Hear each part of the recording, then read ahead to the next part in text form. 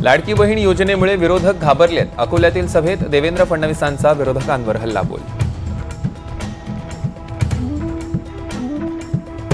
राज ठाकरे मुक्कामी असलेल्या hotel JW मॅरिएटच्या बाहेर मनसैनिकांचा कडा पहारा. हॉटेल बाहेर ठाकरे गटाचे शिवसैनिक आंदोलन करण्याची शक्यता.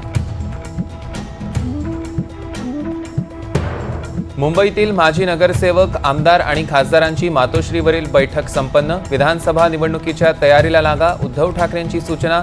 मशाल चिन्ह घरोघरी पोहोचवण्याचं ठाकरेंचं आवाहन.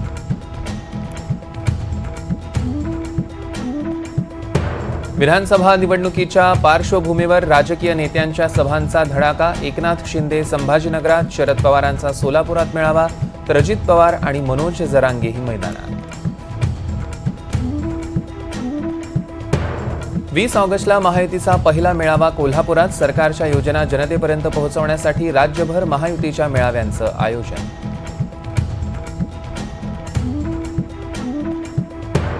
बार्शीमध्ये शरद पवारांच्या सभेदरम्यान मराठा आंदोलकांची घोषणाबाजी. आंदोलकांच्या 1 मराठा लाख मराठाच्या घोषणा. मराठा आंदोलकांनी काळे झेंडे दाखवत केला निषेध.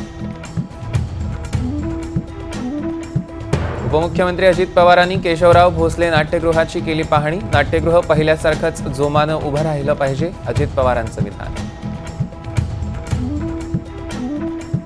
हल्ला करणारे अहमदशहा अब्दालीचे लोक. ठाण्यातील हल्ल्यावर संजय राऊतांची प्रतिक्रिया. मर्द असाल तर समोर येऊन वार करा, राऊतांचं आव्हान. ठाण्यात राडा घालणाऱ्या 44 मनसैनिकांवर नौपाडा पोलीस ठाण्यात गुन्हा दाखल. मनसे जिल्हाध्यक्ष अविनाश जाधव मुख्य आरोपी.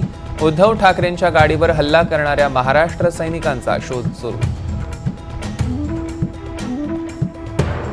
ठाण्याच्या राड्याविरोधात कोल्हापुरात ठाकरे गटाच्या शिवसैनिकांकडनं राडा. मनसेच्या शाखांना काळं फासत शाखेवरील बॅनर्स फाडले.